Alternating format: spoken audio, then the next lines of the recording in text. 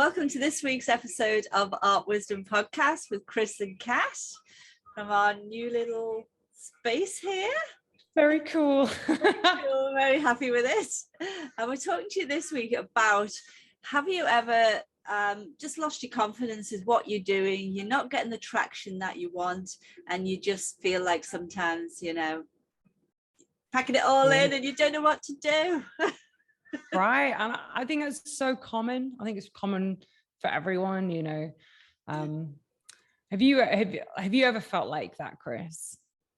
Yeah, you do, but you just I don't know, I'm a pusher througher. I'm a keep going, and sometimes it's probably not a good idea that you keep going, I don't know if you're like that, like a dog with a bone.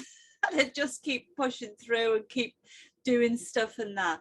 But I think sometimes it's just that's not a bad way to be, but also just analyze what's going on and have a look at what you're doing as well. Yeah, I think also, obviously, especially for people whose artwork is their source of income, that can be incredibly stressful if you've got bills and all of that stuff to get through. So I kind of feel a lot of people. That's why I always like to sort of build a side hustle as art, have your e-commerce store and do all of that stuff whilst you're maybe part-time in a job while you're getting it all set up. But you have bumps in the road, there's always going to happen. For me, I think my thing often has been I have felt like I'm not moving forward with my art. I am painting stuff, but I know I could do better, but I just can't seem to produce the result that's in my head. And there's this difference between what I'm visioning in my head and how it turns out. And I'm always not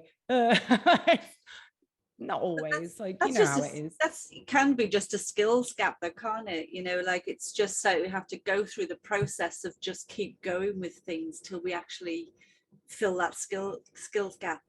I suppose today I wanted to really touch on when you're putting it out there, you're doing your Facebook things, you're not getting engagement, you're not getting anything from it, and you start getting actually doubt in yourself and your ability, because that's when it really does damage to yourself if you start doubting your ability.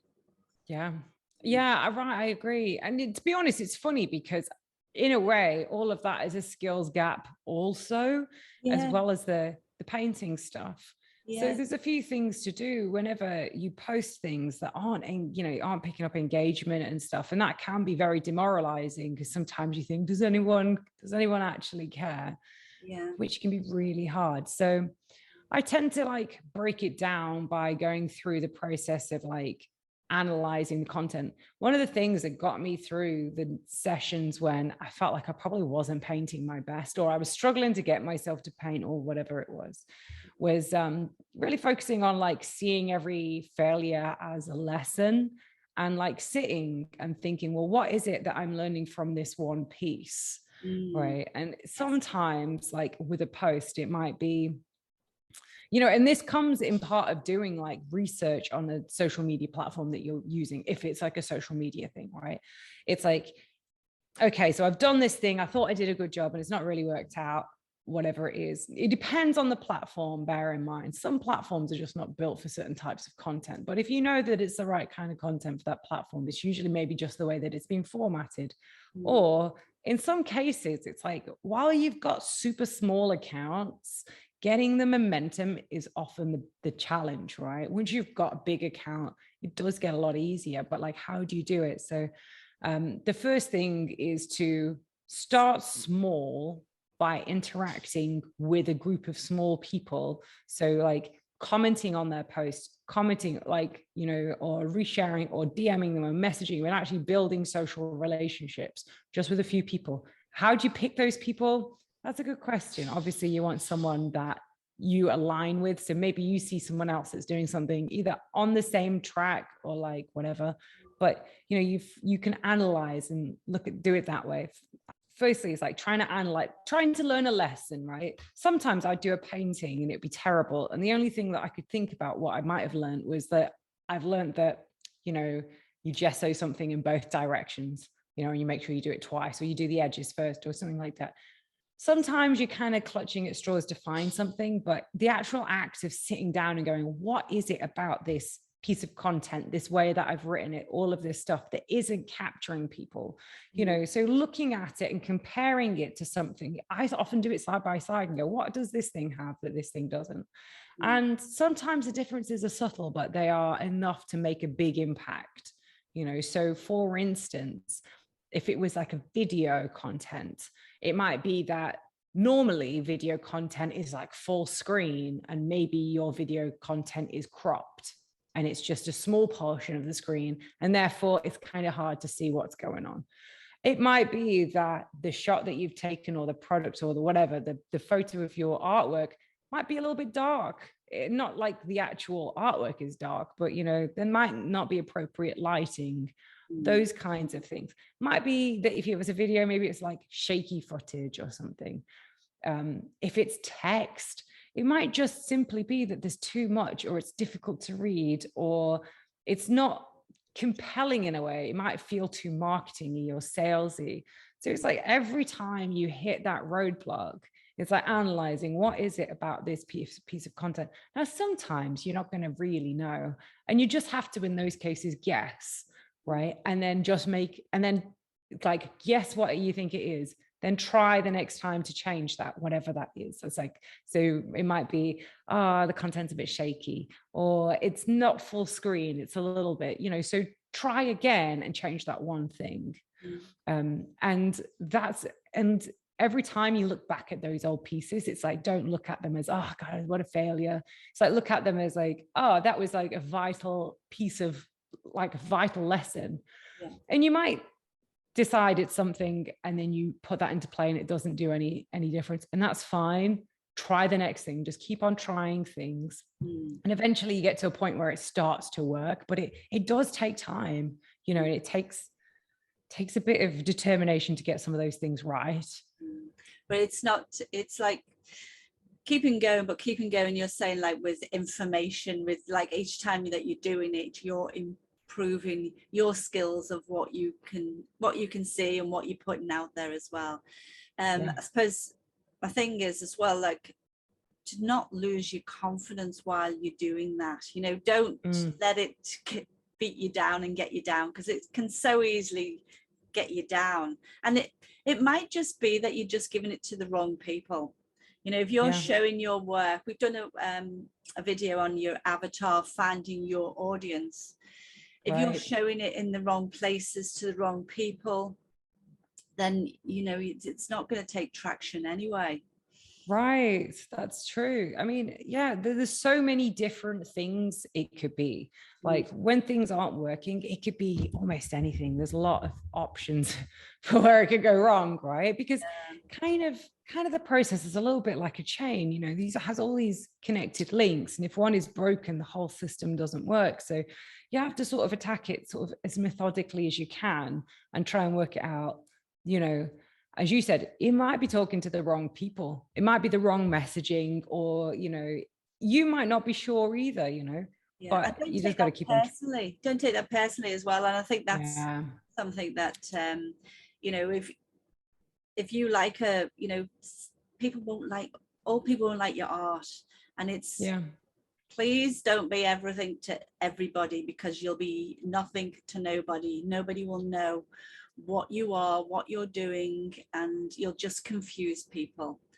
That's so, for sure. You know, it's like, say, you know, people like red shoes, and they go in a red shoe shop or something, and then you want a blue pair of shoes, but you've gone into a red shoe shop and they're only selling red, but you don't like red. You wouldn't take that personally. That's probably not a great example, but you wouldn't. No, but you know what? It's funny you say that, because I was looking for a bloody long cardigan, and I went into a shop, and like, you know, she was like, the lady was showing me stuff, and I was like, it's not really right. And she was like, are you looking for something very specific? And I was like, yeah. And she's like, that's okay, maybe another time. And I was like, wow, that was such a revelation. It made me think about this a lot, because you don't, like, you don't have to be accepted by everyone, because you don't even like everyone, you know. Like, that's right, yeah. right, which is true, right? You know, we don't always like everyone ourselves. Like, it's madness to expect everyone to like us. You know, Yeah, and that's totally okay, because, you know, some people are going to be absolutely your cup of tea and some people aren't. And by, you know, and same for your artwork. yeah, You know, if you think about all the artwork that's out in the world, there is obviously artwork that's very skilled, but there's some artwork that's very skilled, or that, you know, is very well, like, highly acclaimed, that you don't like. And that's okay, because art is a very subjective thing. yeah, yeah. So it's like, don't take it personally when somebody Mm, doesn't like your work. You've just found somebody that you don't have to bother with. You yeah, can move on and then, you know, find your audience somewhere else. But, you know, yeah. find your avatar, find your people. You said something really poignant earlier, Chris, which was to, like, when you know, everyone's got to learn, and Mm. it's like, don't get disheartened, because it is part of the process. Like, if you think Yeah, about anyone, you yeah, know, at some point, Ronaldo, in playing football, couldn't play football. At some point, you yeah, know, Beethoven didn't know how to play the piano. yeah. While some people might be a little more skilled naturally or not, it's actually irrelevant, because that what makes someone good at what they do is Mm. persistence. It's persistence, yeah, persistence and consistency, isn't it? Yeah. Right. And then, you know, you'll become an expert at what you do. And then soon as you know, we all resonate. I feel we all resonate to experts, because you watch them do things and they seem to do things which is so simple, so easy. They make it look fantastic, don't they? Like, just, Yeah. you know, we see these things that you want to, you know, I would like to learn the ukulele at the moment. So, you know, just strumming. Yeah. Strumming's just the up and down bit. That's like, you watch somebody who can do it and you're like, Yeah, well, that's so oh, easy. it's You know so what? easy. That's true. People who are skilled at what they do, they make it look easy because they are skilled, but it is not easy. Yeah. So, I mean, I'm so guilty of this. I'm like, oh, that looks easy. And I give it a go and I'm like, oh my gosh, like acting. Oh, it's just reading a bunch of words Yeah. in front of a camera. How hard could that be? But Yeah. you know a good actor from a bad actor. And it's not easy at all. So Mm, it's like, yeah. being kind to yourself during the learning process, because it is a like the whole thing is Yeah. a learning process. Even people that are like top of their game, they're Yeah. still trying to master what they're doing. It's like, you never, I think it was like, be forever the student, Yeah. like, because there, you can do something masterfully, but there's no such thing as really being a true master, because everyone's still learning, you know. If you're lucky enough to have that mindset, and I think that mindset should be what you're doing this for, because it's like, why do you do art? Do you do art? Yeah. Do you do art You to know sell what? art, or do you do art to become the best artist you can be, to surprise yourself, to stretch yourself? And I'm sure most of us never ever started to go, you know, you'd do something else, wouldn't you? If you wanted to start Right. a business, and you know, you wouldn't pick art. So we're doing it for Well, a good reason. you know what? That's such a good thing. Going back to your why, like, Mm, what does your art mean to you? Why is this message? Because all we are really is people who are delivering a message. Might be a literal message, could be a series of emotions. It could be like sharing something from our personal lives that we think is important, or that we just, sometimes just stuff you just got to get out, you know? yeah, And going back to your why, like, why you do, and yeah, even finding your why, which, let's be honest, is not easy, and that takes time too. yeah, But knowing, like, if you're compelled to make art, yeah. sometimes actually I feel like I'm compelled not to make art, No, yeah, we all because it's do. not always easy. But Yeah. if it's the thing that actually is the thing that makes you happy, like, it's such an important endeavor. So going back to your why and remembering why you even started it. Yes. Yeah. Yeah. Yeah, We I didn't think, start it to sell. We started it, most of us, I should imagine, because it brought us joy. And like, yeah, we had this thing inside us that we just want to do it. We have a yeah, love for it and we want to do it. And through you know, maybe the selling process, it's become that once the want and the joy can disappear because you're striving for the sales, maybe the adulation or whatever else that you perceive that you need now to get on, where beforehand it was just like the pure joy of painting. Yeah, that's true. Definitely. I think something that came to mind is this idea of taking a break rather than quitting. There's lots of times when there was this one artwork, and I was just not having a good day with it. In my head, it was amazing. How it came out was a pile of rubbish. Every single time I threw that canvas in the bin, and then I got it back out again and carried on painting. I thought, I'm not going to give up. Got it out, and I put it back in the bin. I was like, duh! And then I got it out. I put it in and out that bit. Massive. Fortunately, it was empty apart from the one painting that was momentarily in there every now and then. I put it in and out about 4 times. Oh, well, you know, these things happen, don't they? It's like you didn't give up. But what was important about that was actually what I needed to do was just take a break. Yeah.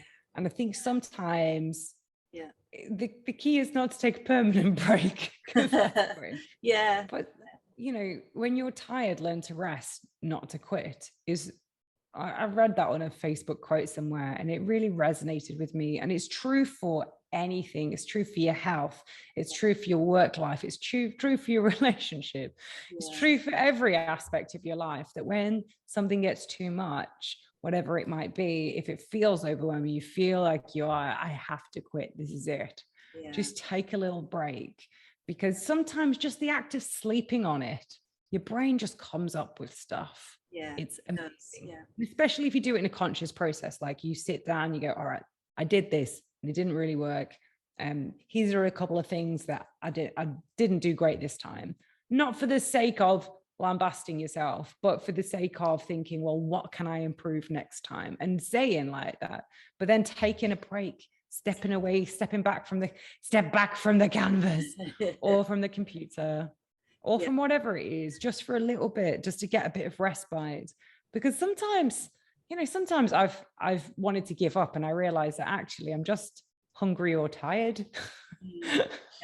And I think for us as well, like we're in it because of the joy, and then we start turning it into a business, and then you go, oh, you've got to be careful that you don't lose the joy for what you do, because like what we do is a real gift that I know we didn't wake up and go, well, we're an artist, but at some stage in our childhood, we loved it. And you love things because you're usually pretty good at them. And then we turn it into a business, and then you sort of go, oh, we've got to be so careful not to lose that joy for something which is a complete gift for us to be able to do. How many people have said to you, you know, God, I wish I could paint? That's honestly, so many, you know, they think it's great. I feel like every single artist, doesn't matter what your medium, someone has gone up and said, I couldn't even draw a stick figure. And you're like, that's great. The stick figure is the first step in order to draw a character, to draw the bounding lines. But it's true. I think there is a lot to be said that when you feel like, you know, oh God, there's no hope, is to go back to some of those wins, you know, and think about some of the good things that happened, either as a result of doing the artwork, or, you know, and sometimes it can just be a simple comment or a simple like response to the artwork, whether it was in person if you're lucky enough, or if it was just digitally. Because I think sometimes also we do have a lot of positive stuff going on around us and we ignore it. We just focus on anything that's bad, you know. So looking for wins. Well, I think that's the first stage of our planning process as well, isn't it? If you check out the planning podcast, is the first thing you do is list all your accomplishments, because we don't do it, you know. So it's really good. People in general. Anything, you know. But with being artists and creatives, I think keeping that joy alive for us is really important, you know. And I think that's Yeah. when we start to lose that, that's when we start to doubt ourselves. Right. And of course, as with anything, there are going to be aspects of work life, whatever that is, where it's not the most amazing. You know, there's times when you have to sit and scrub brushes, and there's going to be times when you get to the ugly side of a painting, and there'll be times when you have to reply to a load of emails or do taxes and all of that kind of stuff. That's not going to be amazing, but it's like remembering why you're doing it, finding your joy, even if it's not in that moment, but knowing that it's part of the process is amazing. Like, I think that one of the things I realized after doing this process, so like, as you said, writing down accomplishments or writing down wins, is that at first it was really hard. You know, it was a struggle. And I think most people struggle to see, they can tell you if you said, oh, what's going wrong, they could give you like a massive list. But then if you say, oh, well, what you achieved, what are you proud of, what are your accomplishments, what are your wins? Oh, like tumbleweeds.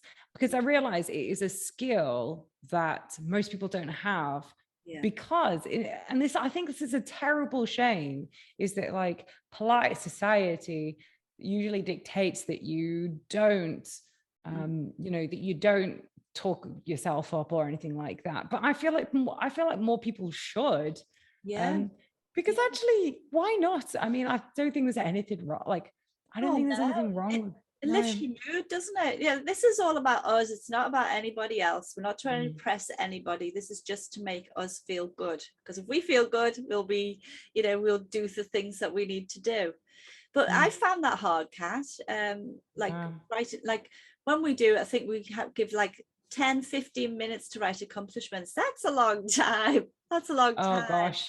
And so the first 5 minutes can be like painful, but then really after that, your brain sort of ticks into it and really just starts to dig. I think that's why we have so long to do it, 10-15 minutes, because then it gives your brain time to actually go, well, I have to come up with this. I'm sitting here, and you do actually start to come up with things. Yeah. Well, now it's like I find it easy to do now, even like on a day-to-day thing, much more easy to stay, you know, with the accomplishments, with the wins, with patting yourself on the back, you know, like it can be. I know you're excellent at it, Kat. I am now. Yeah, you're now. Yeah, and it's a habit, isn't it? So it is a habit. Thing for me now, even where you do something and you go, oh, that was good, wasn't it? But that was not a thing before I started the planning process and started training myself to actually look for like the good stuff and stop and celebrate, because even the celebrating is, yeah, well done. It's nothing, it's not, you know, it doesn't have to be major, but it is acknowledging that something is good. You know, you've got to do that. What's life about if you go through? Because I did used to go through and not really congratulate myself. You know, you'd have big wins and you just go, okay, what's next? And then you a big thing going, oh, that was great. What's next? You know, it was so serious, and so you think, oh my God. You know, everyone needs, we need to lighten up, congratulate ourselves, and and I think it might feel to a lot of people like, well, what's the point in doing that? But it puts you in a different mind frame. Because here's the truth. It's like, when you look for trouble, you'll find it. But in the same way is that when you look for the joy, you look for the wins, you will find them. And actually, the strange thing is that when you're in that kind of mindset, you start to win more, you start to do more, you start to be more successful at everything you're doing. It genuinely just ends up being a lot better. You end up performing a lot better, you're happier, you know. And also I think that it just, I feel like it's a lot more fulfilling and a lot more honest, because I feel like there's a little bit of dishonesty in a way of like never talking about the things that are going good for you, for sure. I think I'm gonna slag a whole nation here, but like, we're English, we're not very good at it, are we? English, terrible, you know, like, absolutely nationalities awful. Are fantastic, but you know, the English, we're not that good. So it's a little bit of practice to kick you off, But after that, it's so much fun, isn't it? It makes it all worthwhile. Otherwise, what's the point? It's not like, what can I achieve, what's the next thing, it's like, enjoy the journey. There's so much truth in that. Yeah. I think also another thing that's just sort of come to mind is, like, if there is a specific challenge that you're having, whatever that is, find someone that's achieved it. Obviously it's not any good to, and ask them, what do you think of this? Or like, how, if you could say 2 things that would be an improvement, what would it be? And it's surprising, because as long as you're doing it in a polite way or whatever, and you're open to feedback, but like approaching it as like almost like a puzzle, and getting a little bit of help and support to get another perspective on certain things is actually super useful too. Yeah, and we're happy for you to send us a little comment and say, absolutely, a little pointer or anything. We're happy for you to reach out and ask us. Yeah. Oh, that would be amazing. Yeah. So Chris, what are your top 3 takeaways? First one is, have faith in yourself. So, when I just said a little bit earlier about, don't start chopping and changing and going, say for me, my textured oil painting, nobody's looking at it, it's not working, no one's interested. Oh, this girl's getting lots of likes and whatever, she does space art. Oh, I'll suddenly become a space artist then and do black paintings and stuff like that. Because it's not about what you're producing, so it might be about what you're producing. It depends on your work, but I doubt it, because people are selling all sorts of crazy stuff that you look at and you think, you don't know how that's going. So have faith in yourself and what you're doing. And I suppose it's followed on from that is number 2 is find your voice. So that's also, find your voice in what you're doing. You love doing your textured paintings, stick with that, but also find your voice on how you want to talk to people,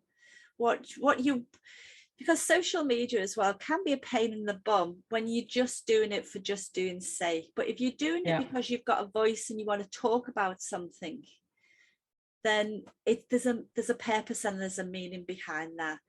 I think if you don't have that, it's I think that's maybe when you don't get the traction, because you haven't got that. So it's like people aren't that interested because they don't you have nothing to say. So finding your voice.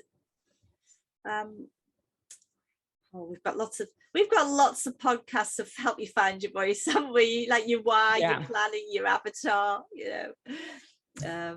and do what you love, because then you'll become an expert. And then when you're an expert at anything, gosh, I think I said that before, we all love an expert. We love watching an expert. We love listening to hear experts talk. So, and also when, say I want to become an expert, I want to be the best painter I can be. I'm getting fulfillment in that, because every time I'm painting, I'm learning, I'm becoming the best artist I can be. And so my work goes to another level. Finding my voice goes to another level. Everything will just happen. Everything happens. You gain momentum because maybe you're doing it for the right reasons. Yeah, for sure.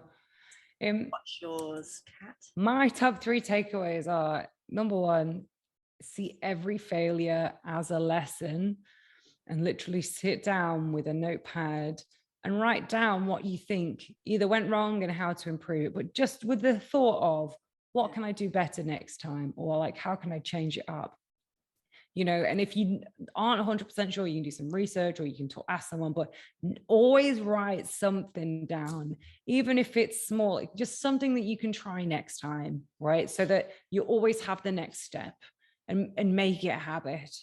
The next one, I would say, number 2, is to go back to your why. It's like, why are you doing this? Find your joy, as Chris said. find the reason or the message, because, you know, like for me, space is so important to me. I can't bloody shut up about it. And, you know, sometimes when I'm tired or exhausted or it's not going right or things aren't working out, you have to go outside and look up at the stars and just reconnect to the whole reason why I'm doing this and why I think it's so important to have in people's lives. And number 3 is take a break. When you are tired, you're beaten up, you feel like a failure, just take a step back, just momentarily learn to rest, not to give up. Sometimes all you need after you've written down like some steps or things that you think you can improve is just to sleep on it. Or sometimes it's just a bit of food. Yeah. Yeah. Anything else, Chris, you'd like to add? Just from one of your points there, like to learn something. I love the way you're so strategic and to ask somebody, but it's also because like asking somebody to look over a video, they'll have a different eye than you have, and they'll yeah, because we're so critical of ourselves as well. So asking somebody else to just say, just have a look at that. But also, you know, we're so aware that ask the right people. Don't ask somebody who's going to just put you down, and that ask somebody who's really supportive to you. Yeah, for sure. Thanks for that, Chris. So, and of course, as Chris said, if you are ever stuck, you can always write in the comments. We see them across all the social media networks and so on. But, you know, if you've ever wanted to quit and you've managed to keep on going and you've got another tip that you want to put in, write it below. Or if you want any support on anything, just write a comment. We are here for you guys. As always, all the social links are below in the description. Give us a follow so you can catch all the future episodes. The next episode, we are talking about one of the most frequently asked questions, which is, how do you price your artwork? That's all for me. I'll see you next time. See you next week.